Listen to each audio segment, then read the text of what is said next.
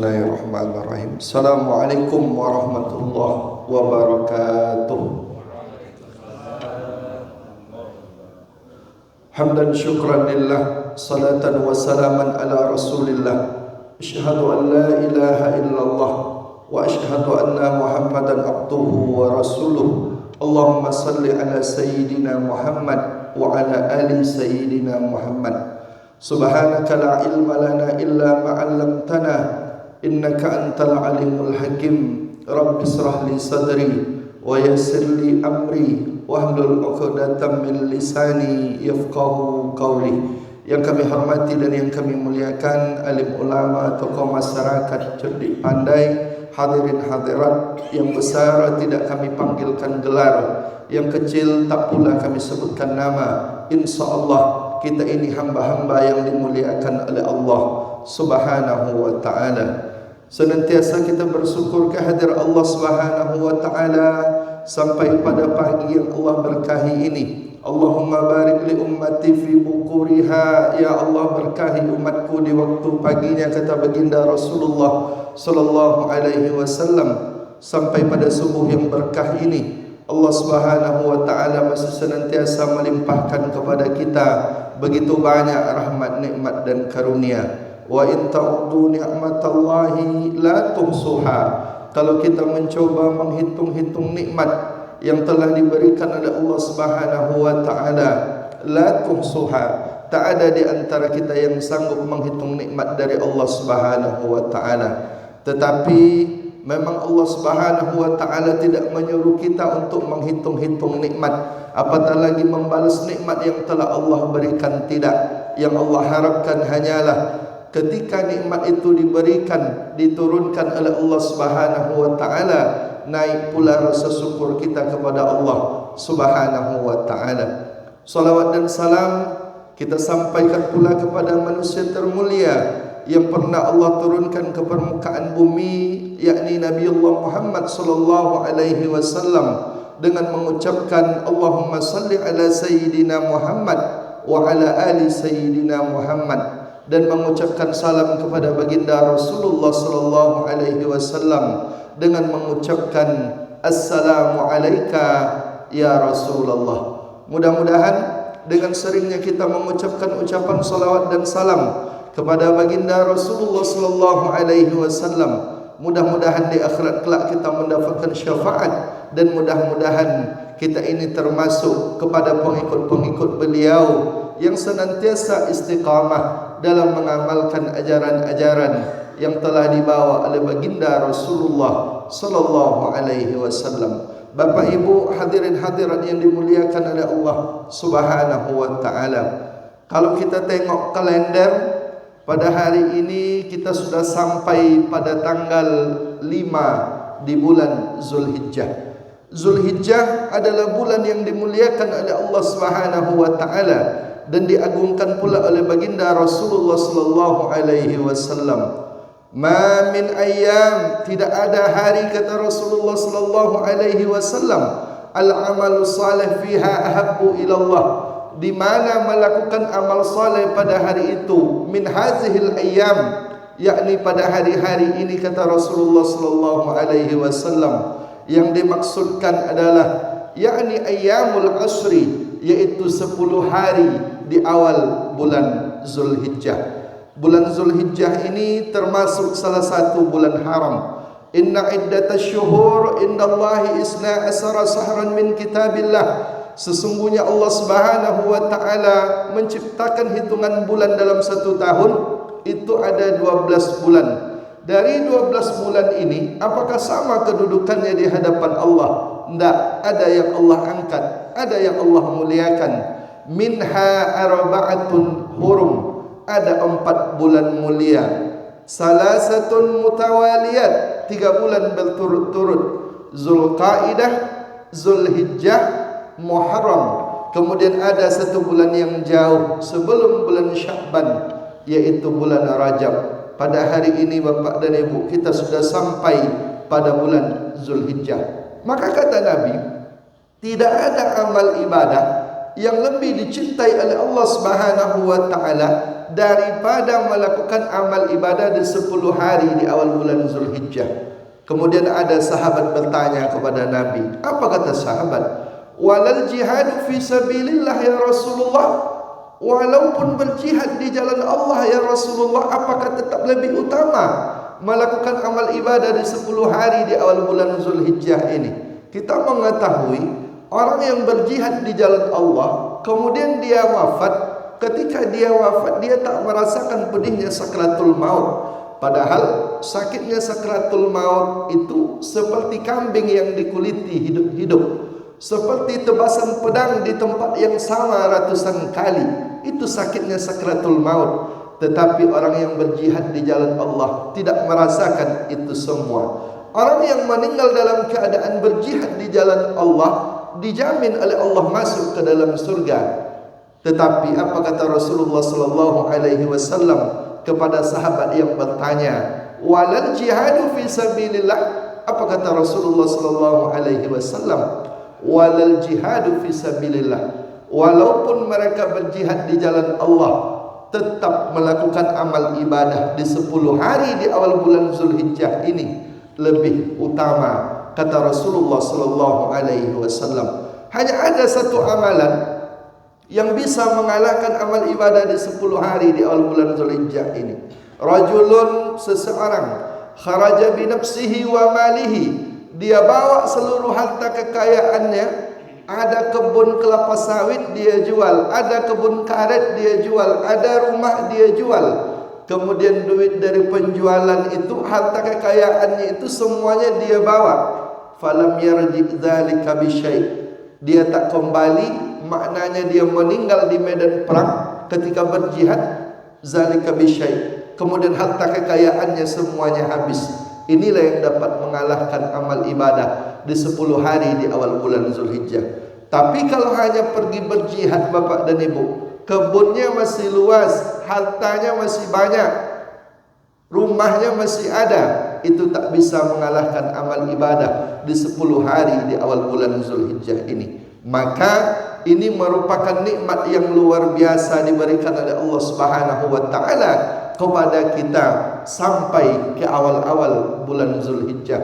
Maka muslim yang cerdas, muslimah yang cerdas, muslim yang paham dia akan persiapkan dirinya betul-betul untuk banyak-banyak melakukan amal ibadah di 10 hari di awal bulan Zulhijjah. Bahkan dikaji oleh para ulama, mana yang lebih mulia kira-kira, 10 hari di akhir bulan suci Ramadan atau 10 hari di awal bulan Zulhijjah? Ini dikaji oleh para ulama, mana yang lebih mulia, 10 hari di akhir bulan suci Ramadan atau 10 hari di awal bulan Zulhijjah?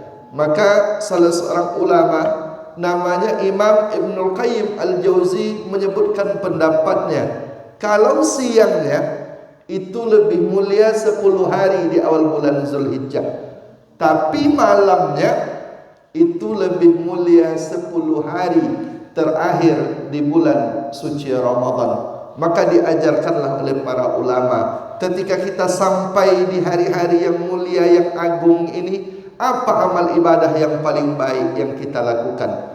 Dalam riwayat disebutkan Nabiullah Muhammad sallallahu alaihi wasallam yasumu tis'ah Zulhijjah. Nabi Muhammad itu berpuasa 9 hari di awal bulan Zulhijjah. Maknanya berpuasa dari tanggal 1 sampai tanggal 9. Ini yang paling baik di siang harinya. Ustaz, kami tak bisa berpuasa dari tanggal 1 atau sampai tanggal 9. Ambil hari Kamis, hari Senin. Sekarang kita sudah sampai pada tanggal 5 Zulhijjah, artinya separuhnya sudah lewat. Lan tarji'al ayyamul lati madat. Hari-hari yang telah berlalu tak bisa terulang kembali. Tetapi paling tidak di hadapan kita terbuka kesempatan lakukan ibadah puasa. Kita yang sudah bisa melakukan ibadah puasa dari tanggal 1 sampai tanggal 4, alhamdulillah. Tapi kalau tak bisa, bisa kita mulai besok pagi mulai berpuasa. Ustaz, kami juga tak bisa berpuasa pada hari Senin dan Kamisnya. Usahakan berpuasa pada tanggal 8 dan 9. Tanggal 8 Zulhijjah hari Tarwiyah, tanggal 9 hari Arafah kita berpuasa. Kalau juga tak sanggup pada tanggal 8 dan tanggal 9, pastikan kita bisa berpuasa pada tanggal 9 Zulhijjah, yaitu hari Arafah. Apa keutamaannya? Yukaffiru sanata allati qablahu. Orang yang berpuasa pada hari Arafah diampuni dosanya 1 tahun yang lalu. Kemudian diampuni pula wasanatan lati ba'dahu, diampuni pula dosanya 1 tahun yang akan datang. Padahal kita hanya melakukan ibadah puasa itu 1 hari, tetapi kasih sayang Allah, orang yang mau melakukan puasa Arafah itu mendapatkan keutamaan, dosanya diampuni selama 2 tahun, 1 tahun sebelumnya dan 1 tahun yang akan datang. Kenapa Nabi banyak melakukan ibadah puasa? Karena kalau kita tengok Bapak dan Ibu, ibadah puasa ini salah satu ibadah yang tidak diketahui secara spesifik pahalanya. Kalau ibadah-ibadah lain itu tahu kita pahalanya. Contoh salat berjamaah. Salatul jama'ati tafdulu min salatil fazzi bi 27 darajah, dapat keutamaan 27 darjat. Dalam riwayat lain disebutkan 25 darjat. Atau umpamanya tadi kita melakukan salat subuh, apa keutamaannya? Man shallal subha fi jama'atin fa ka'annama shalla laila kullah, maka dia mendapatkan pahala layaknya orang yang salat sepanjang malam. Itu salat subuh, tahu kita pahalanya. Tetapi ibadah puasa tidak disebutkan secara spesifik oleh Rasulullah sallallahu alaihi wasallam. Makanya di dalam hadis qudsi Allah itu menyebutkan as-saumu li, puasa itu adalah untukku, wa ana ajzibi, dan aku yang akan membalas ibadah puasa tersebut. Maka disuruhlah kita banyak-banyak melakukan ibadah puasa. Man sama yauman fi sabilillah, siapa yang melakukan puasa 1 hari di jalan Allah Subhanahu wa taala, ba'adallahu wajhuhu 'anil nar 70 harifan, dijauhkan mukanya ini dari api neraka sejauh 70 tahun perjalanan. As-siyamu junnah, puasa itu adalah benteng, puasa itu adalah perisai. Perisai dari apa? Perisai dari api neraka Allah Subhanahu wa ta'ala. Maka disuruh kita melakukan amal ibadah puasa banyak-banyak. Kemudian bisa juga kita tambah dengan amal-amal ibadah lain. Salat berjamaah kita jaga, bacaan Al-Quran kita rutinkan. Setiap salat kita ikutkan dengan membaca Al-Quran, kita berinfak dan bersedekah, banyak-banyak berzikir kepada Allah Subhanahu wa ta'ala. Ini adalah amal-amal yang nanti kelak datang memberikan syafaat pertolongan pada hari kiamat, dan kita pula melakukannya pada hari-hari yang Allah berkahi. Kemudian puncak dari melakukan amal ibadah di 10 hari di awal bulan Zulhijjah ini, yaitu pada hari ke-10, yaitu pada hari raya Aidil Adha. Kata Rasulullah sallallahu alaihi wasallam, ma'amila ibnu Adam, tidak ada hari pada saat itu amal ibadah lebih dicintai oleh Allah Subhanahu wa taala, yauman nahri, pada hari raya Aidil Adha, yang lebih dicintai oleh Allah Subhanahu wa taala min iraqatid dam. Tidak ada amal yang lebih dicintai oleh Allah Subhanahu wa taala pada hari raya Aidil Adha kecuali menyembelih atau menumpahkan darah hewan kurban. Ya'ti yaumal qiyamah, nanti hewan kurban yang disembelih itu akan datang pada hari kiamat. Bikuruniha, tanduknya datang pada hari kiamat. Wa azlafiha, kuku-kukunya akan datang. Wa ash'ariha, bulu-bulunya akan datang pada hari kiamat. Kalau kita kaji hadis ini Bapak dan Ibu, nampak bahasa Nabi itu luar biasa. Nabi itu tidak menyebut daging, Nabi itu tidak menyebut jantung, Nabi itu tidak menyebut limpah, Nabi itu tidak menyebut bagian hewan kurban yang lain. Yang disebutkan oleh Nabi itu bikuruniha, tanduknya, wa azlafiha, kuku-kukunya, wa ash'ariha, bulu-bulunya akan datang memberikan persaksian dan diganti dengan pahala oleh Allah Subhanahu wa taala.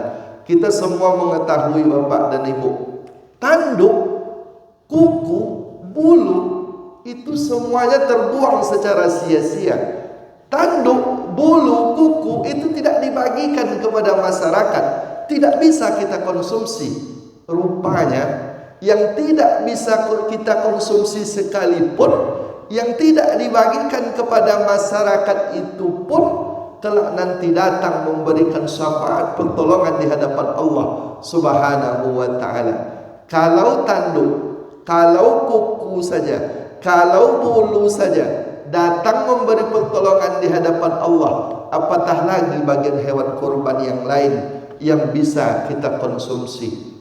Sebelum darah hewan kurban itu menetes ke tanah, kita mengetahui berapalah jaraknya antara leher sapi, kerbau atau domba kambing yang kita sembelih itu ke tanah. Paling jaraknya hanya beberapa sentimeter saja. Sebelum darah hewan kurban itu menetes, lebih dahulu ampunan Allah turun kepada orang yang melakukan ibadah kurban. Makanya kita mesti paham, ini adalah amal ibadah yang amat sangat dicintai oleh Allah Subhanahu wa taala. Makanya Bapak dan Ibu, Nabi itu marah. Kapan Nabi itu marah? Ketika ada orang yang mampu tetapi dia mau berkorban. Kata Nabi, man wajada sa'atan, siapa yang memiliki kelapangan harta, falam yudahi, tetapi dia tidak berkorban, fala yakrabanna musallana, jangan dekat-dekat ke tempat salat kami ini. Kata Rasulullah sallallahu alaihi wasallam. Kalau kita belajar bahasa, pahamlah kita bahasa Nabi ini bukan marah biasa. Nah, kalau kita punya anak Bapak dan Ibu, punya kita anak laki-laki, punya kita anak perempuan, melakukan kenakalan anak kita, apa kata kita? Mulai hari ini nak, jangan engkau pijak lagi rumah saya ini, jangan engkau datang lagi ke rumah saya ini. Kira-kira marah kita kepada anak biasa atau luar biasa itu Bapak dan Ibu? Luar biasa. Lebih parah lagi marah kita itu daripada ditampar atau kita pukul. Kita tampar anak kita, tapi tidak kita katakan mulai hari ini jangan engkau datang-datang lagi ke rumah saya ini. Tidak kita ucapkan itu. Kita pukul anak kita itu, masih bisa dia makan di rumah, masih bisa istirahat dia di rumah. Tetapi kalau sempat kita mengatakan itu, jangan engkau datang-datang lagi ke rumah saya ini, artinya apa? Marah yang luar biasa. Maka rasanya seperti itu jugalah kata Nabi, man wajada sa'atan, siapa yang memiliki kelapangan harta, falam yudahi, tetapi dia tak mau berkurban, fala yakrabanna musallana, jangan dekat-dekat ke tempat salat kami ini. Marah luar biasa Nabiullah Muhammad sallallahu alaihi wasallam.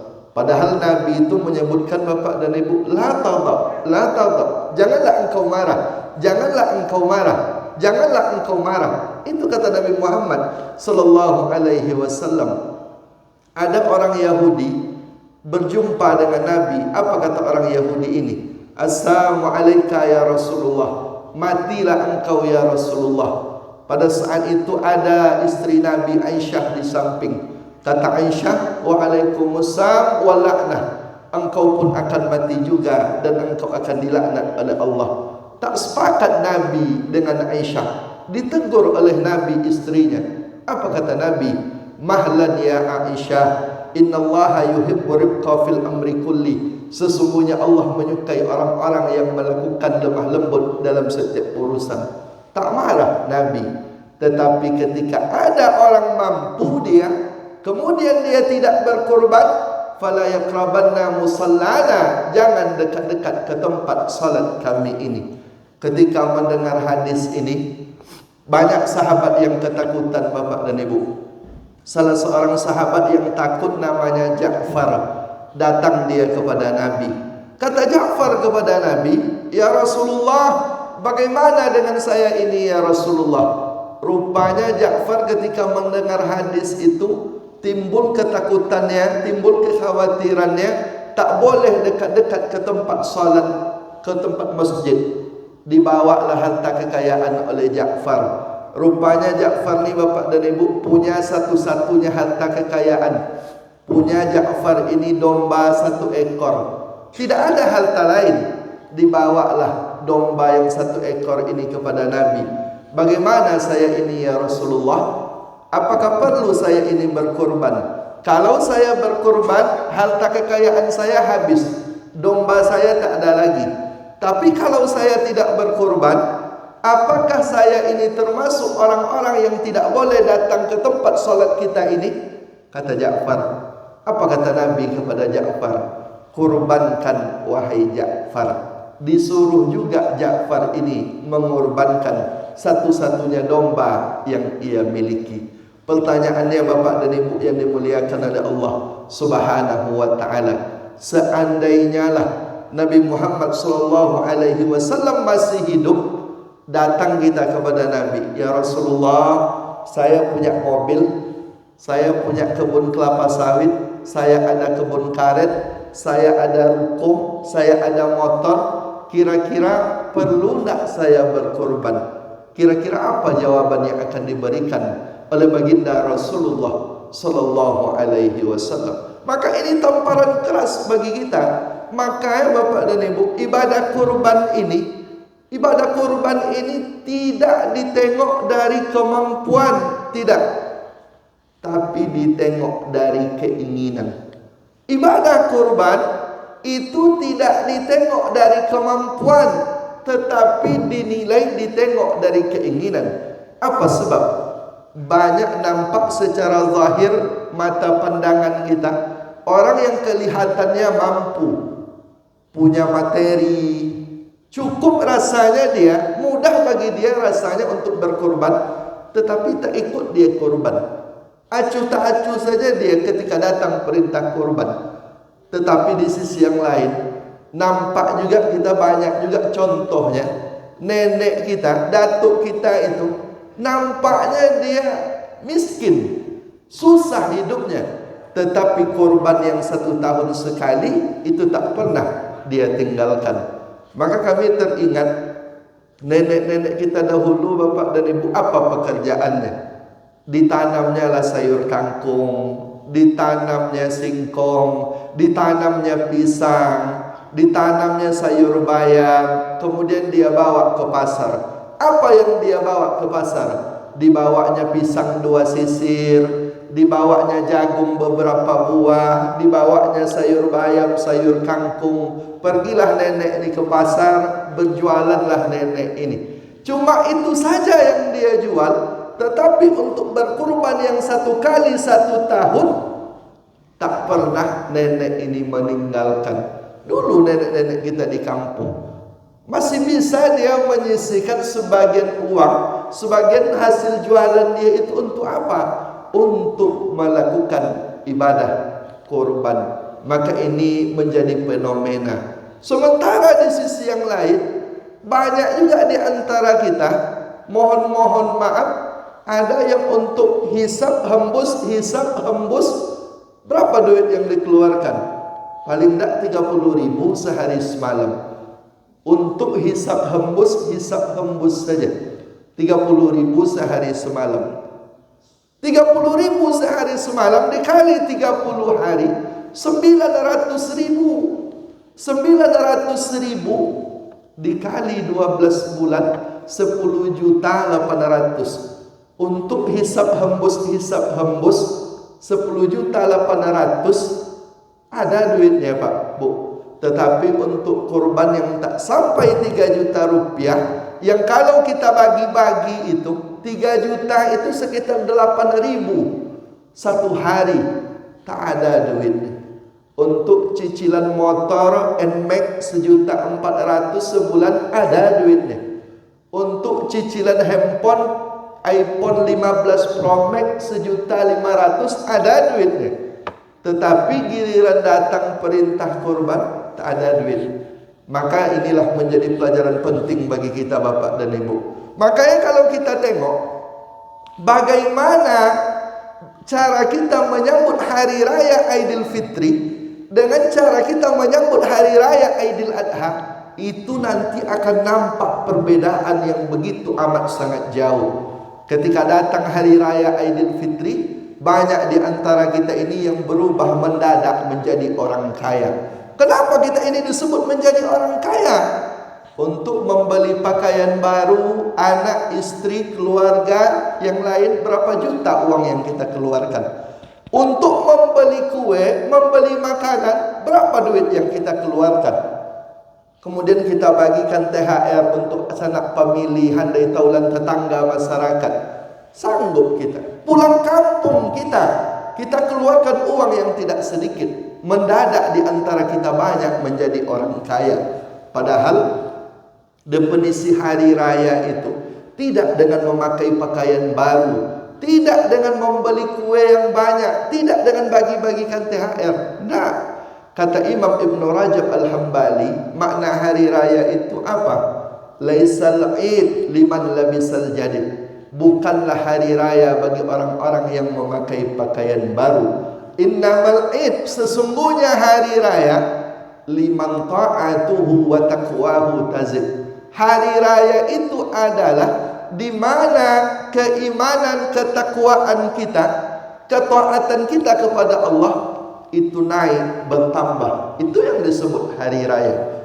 Bahkan kata Imam Hasan Al-Basri, makna hari raya itu apa? Yaumin, hari, la yu'sallah, di mana kita tidak bermaksiat kepada Allah, fihi fahuwa id, maka itu adalah hari raya. Itu definisi hari raya, kata Imam Hasan Al-Basri. Makanya kalau paham kita, tentu kita mempersiapkan hari raya Idul Adha ini dengan sebaik mungkin. Kita juga mengetahui ketika datang hari raya Idul Fitri, berapa lama kita takbiran? 1 hari 1 malam saja. Tetapi ketika datang hari raya Idul Adha, waktunya itu lebih panjang. Tanggal 10, tanggal 11, 12, 13. Kita senantiasa bertakbir mengagungkan Allah Subhanahu wa ta'ala. Tetapi ini pula lah yang menjadi fenomena.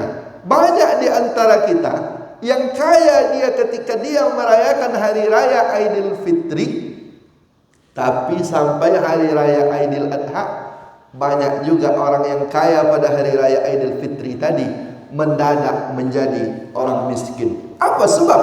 Untuk mengeluarkan biaya kurban yang 3 juta rupiah saja, banyak di antara kita yang tidak sanggup. Makanya belajar kita lagi Bapak dan Ibu. Kita ingat-ingat terus, senantiasa disampaikan oleh guru-guru kita, alim ulama kita, bagaimana dahulu pengorbanan Nabiullah Ibrahim alaihi salam. Nabiullah Ibrahim alaihissalam, pengorbanannya itu bukan diminta domba, bukan diminta onta, sapi, nah. Bahkan anaknya sekalipun sanggup Nabi Ibrahim mengorbankan. Padahal kalau kita baca sejarahnya itu luar biasa. Berapa lama Nabi Ibrahim meminta kepada Allah, Rabbi habli minas salihin, ya Allah, berikan kepada kami anak yang soleh. Berapa lama Nabi Ibrahim meminta? 86 tahun baru lahir Ismail. Ketika Ismail ini lahir, anak ini lahir, datang pula perintah dari Allah Subhanahu wa ta'ala. Ujian datang bertubi-tubi. Pengorbanan itu diminta betul oleh Allah Subhanahu wa ta'ala. Yang lama ditunggu itu pula yang Allah minta. Allah sebutkan di dalam Al-Quran bagaimana gundah gulananya Nabiullah Ibrahim alaihissalam. Rabbana ya Tuhan kami, inni askantu min zurriyati, aku tinggalkan anak cucu keturunanku, kata Nabi Ibrahim, biwadin, di lembah, ghairi zizar'in, yang tandus, yang gersang, yang tak ada penghuninya, inda baitikal muharram, di samping rumahmu yang mulia. Pada saat itu apa kata istri Nabi Ibrahim, Hajar? Wahai suamiku, wahai Ibrahim, Tak adakah sedikit pun kasih sayang di dalam hatimu sehingga engkau sanggup meninggalkan kami di daerah yang tandus yang gersang ini? Bukankah anak ini yang dahulu kita minta? 86 tahun kita meminta kepada Allah. Kenapa ketika anak ini lahir sanggup engkau meninggalkan kami di daerah yang tandus yang gersang yang tak ada penghuninya ini? Tak adakah sedikit pun kasih sayang di dalam hatimu? Diam Nabi Ibrahim. Tak bisa Nabi Ibrahim menjawab. Lalu apa kata istrinya Hajar? Allahu amaraka bihaza. Apakah ini perintah Allah? Apakah yang menyuruh engkau mengantarkan kami ini wahai suamiku adalah Allah? Apa kata Nabi Ibrahim? Naam. Ya, ini adalah perintah dari Allah Subhanahu wa taala. Ketika mendengar itu apa kata Hajar? Kalau Allah yang menyuruh engkau, pergilah. Allah tak akan pernah menyia-nyiakan kami. Apakah selesai pengorbanan Nabi Ibrahim, Hajar dan Ismail? Tidak. Diantar anak, ditinggal sekian lama, kemudian ketika anak ini masuk usia sempurna, usia remaja, datang lagi perintah dari Allah. Apa kata Allah menceritakan di dalam Al-Quran? Ya bunayya, wahai anakku, kata Nabi Ibrahim, inni arafil manam, sesungguhnya aku melihat engkau dalam mimpiku. Anni azbahuka, sesungguhnya aku menyembelih engkau. Fanzur maza tara, bagaimana pendapat engkau? Apa kata anak yang dididik dengan ilmu agama ini? Ya abati, wahai bapakku, if'al ma tu'mar, lakukanlah perintah itu. Satajiduni insyaallahu minas sabirin, insyaallah engkau akan mendapatiku termasuk orang-orang yang sabar dan orang-orang yang berserah diri dengan ketentuan Allah Subhanahu wa taala. Anaknya mau Nabi Ibrahim mengorbankan bapak dan ibu. Sebetulnya kalau kita mempelajari ini, Allah itu tidak menyuruh Nabi Ibrahim untuk membunuh anaknya Ismail. Tidak. Yang Allah suruh itu adalah membunuh sifat-sifat kepemilikan. Kadang kita ditanya, Pak, Bu, besar rumah Bapak, apa jawaban kita? Ini adalah titipan Allah Subhanahu wa ta'ala. Bagus mobil Bapak, apa jawaban kita? Ini adalah titipan Allah Subhanahu wa ta'ala. Luas kebun sawit, kebun karet yang Bapak Ibu punya, apa kata kita? Ini adalah titipan Allah Subhanahu wa ta'ala. Kita sering menyebut semuanya ini adalah titipan Allah. Yang punyanya itu adalah Allah. Tetapi ketika datang perintah kurban, kenapa seolah-olah kita lupa bahwa semuanya itu adalah titipan Allah? Kenapa berat bagi kita untuk mengeluarkan sebagian harta yang mungkin sedikit pun tidak mengurangi harta kekayaan yang kita punya? Maka kita hilangkan kembali rasa kepemilikan.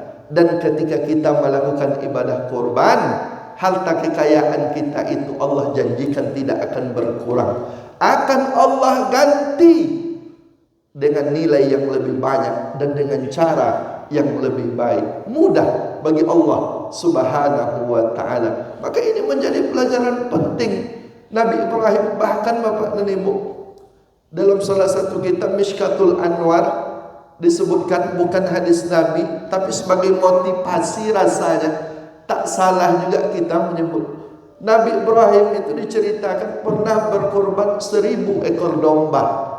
Tak cukup 1000 ekor domba, ditambah 300 ekor sapi. Tak cukup 300 ekor sapi, itu ditambah 100 ekor onta. Disebutkan dalam kitab Mishkatul Anwar. Maknanya apa? Untuk motivasi. Rupanya tak sebanding. Kita korban 1 ekor domba untuk 1 keluarga, memang tak salah. Atau sapi, 1 ekor sapi 7 orang kita mengeluarkan. Yang 1 ekor sapi 7 orang pun kadang-kadang kita tidak mau melakukannya. Maka perlu kita bersihkan hati kita.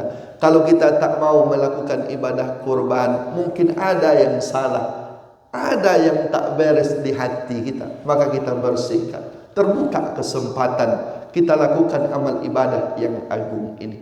Bahkan Nabiullah Muhammad sallallahu alaihi wasallam yang kedudukannya Sayyidul Anbiya wal Mursalin.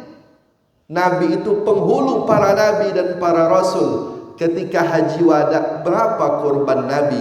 100 ekor onta. Nabi ini melakukan haji hanya 1 kali saja Bapak dan Ibu. Haji wada, haji perpisahan. Berapa banyak kurban Nabi? 100 ekor onta. 63 ekor Nabi sendiri yang melakukan. Kemudian sisanya dilanjutkan oleh sahabat-sahabat yang lain. Itu Nabi maksum, dijamin oleh Allah masuk ke dalam surga, diampuni segala dosa yang ia lakukan, tetap berkurban dengan jumlah yang begitu amat sangat luar biasa. Maka kata Allah di dalam Al-Quran, inna a'tayna kal kausar, sungguh kata Allah, kami telah memberikan kepada kalian nikmat yang begitu amat sangat banyak. Lalu apa? Ketika Allah memberikan nikmat yang begitu amat sangat banyak, apa yang disuruh oleh Allah? Fasalli li rabbika wanhar. Salatlah kalian untuk Rabb kalian dan berkorbanlah. Disuruh kita berkorban. Nikmat yang begitu amat sangat banyak, kalau kita hitung nikmat oksigen yang kita hirup ini aja lah Bapak dan Ibu, tak terhitung. Dan kalau umpamanya kita coba berandai-andai, qadarullah sakit kita nanti, tak mau kita berkorban. Harta kekayaan kita banyak, tak mau kita berkorban. Tak tergerak hati kita ini untuk berkorban. Acuh tak acuh saja kita. Rupanya nanti sebelum hari raya Aidil Adha, pas besok pagi sakit kita. Sakit. Dibawa umpamanya ke Malaka. Padahal hanya untuk cek medis saja. Berapa uang yang kita keluarkan? Untuk tiket pulang pergi, belum lagi akomodasi, biaya di rumah sakit. Pasti jauh lebih banyak daripada biaya yang kita keluarkan untuk berkorban. Atau contoh sederhana, kita punya kendaraan, acuh tak acuh kita nanti, tak ikut kita berkorban, tiba-tiba kecelakaan saja kita menabrak orang lah, atau kita ditabrak orang, rusak mobil, rusak motor kita.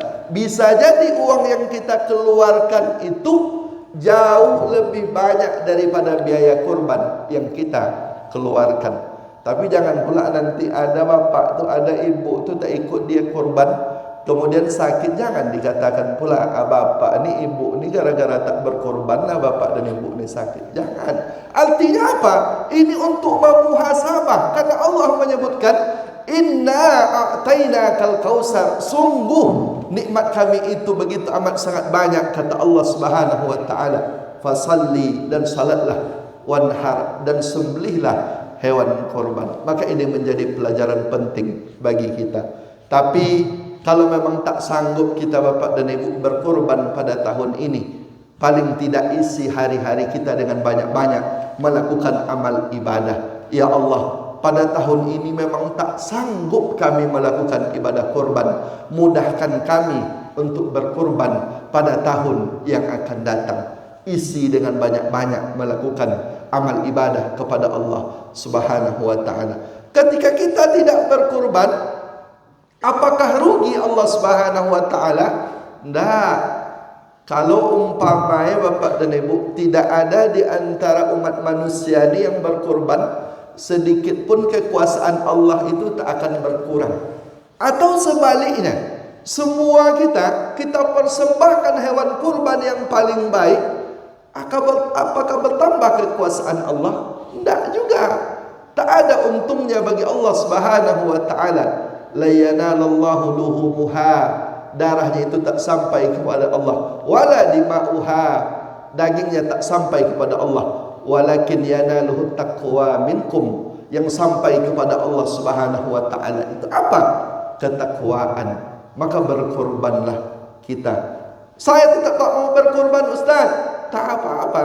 Kata malaikat Jibril, isma syita, berbuatlah sesuka hatimu. Tapi ingat, fa innaka mayyit, suatu saat engkau akan meninggal dunia. Banyak orang bapak dan ibu yang bercita-cita meminta dia kepada Allah agar bisa menunaikan ibadah kurban.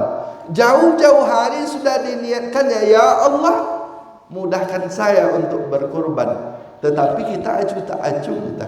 Maka apa kata malaikat Jibril? Hiduplah sesuka hatimu, tapi ingat suatu saat engkau akan meninggal dunia. Kesempatan ini mahal Bapak dan Ibu. Harta kekayaan yang kita tumpuk-tumpuk ini, sayang kita kepada harta kekayaan kita ini, kita akan berpisah. Wa ahbib man syi'ta, cintailah apa saja yang kalian cintai, tapi ingat suatu saat kalian akan berpisah dari apa yang kalian sayangi, dari apa yang kalian cintai. Sayang kepada harta, kita akan berpisah dengan harta kekayaan. Bahkan harta kekayaan kita itu nanti itu hanya akan memperlambat hisab kita di hadapan Allah Subhanahu wa ta'ala. Adapun harta yang kita keluarkan untuk berkurban, maka inilah nanti yang datang memberikan pertolongan di hadapan Allah Subhanahu wa ta'ala. Yauma la yunfa'u malun wala banun. Pada hari itu tak ada lagi gunanya anak, tak ada lagi gunanya harta, illa man atallaha biqalbin salim, kecuali orang-orang yang menghadap kepada Allah dengan jiwa yang selamat. Maka semuanya itu akan diminta pertanggungjawaban di hadapan Allah Subhanahu wa ta'ala. Harta yang kita peroleh pada hari ini kemudian tidak mau kita keluarkan untuk kurban, akan diminta pertanggungjawaban di hadapan Allah Subhanahu wa ta'ala. Semuanya akan diminta pertanggungjawaban. Ma yalfizu min qaulin, tak ada ungkapan, tidak ada perbuatan, illa ladaihi raqibun atid, kecuali senantiasa ditulis oleh malaikat. Ustaz, kami mendapatkan harta kekayaan kami ini dengan cara yang baik, dengan cara yang halal. Betul, harta itu bapak ibu dapatkan dengan jalan yang halal, dengan jalan yang betul. Tetapi ketika datang perintah kurban, bapak dan ibu acuh tak acuh. Ini akan diminta pertanggungjawaban di hadapan Allah Subhanahu wa ta'ala. Semuanya akan tinggal, semuanya akan terpisah. Maka anggap bapak dan ibu, hari raya Aidil Adha ini 10 Zulhijjah, 10 hari di awal bulan Zulhijjah ini kita anggap sebagai hari raya Aidil Adha kita yang terakhir. Kalau kita anggap hari raya Aidil Adha ini adalah kesempatan kita yang terakhir, tentu ibu-ibu yang belum daftar kurban, ada emasnya, tentu emasnya itu dijual. Ada simpanannya, tentu simpanannya itu dikeluarkan untuk berkurban. Apa sebab? Tahu kita setelah Idul Adha ini kita akan wafat. Seandainya kita tahu ini adalah hari raya Idul Adha kita yang terakhir, maka pasti kita akan berkurban. Sallu salata muwaddi, salatlah kalian, kata Nabi, seperti kalian melakukan salat itu adalah salat subuh, adalah salat kalian yang terakhir. Kalau tahu kita bapak dan ibu, salat subuh kita tadi itu adalah kesempatan kita terakhir untuk salat, tentu husuk kita melakukan amal ibadah. Kalau ada umpamanya nanti yang tahu salat tadi itu adalah salat kita yang terakhir, tentu berbondong-bondong saudara-saudari kita mengimarahkan masjid ini. Maka anggap juga hari raya Aidil Adha yang berada di depan mata kepala kita ini adalah hari raya Aidil Adha kita yang terakhir.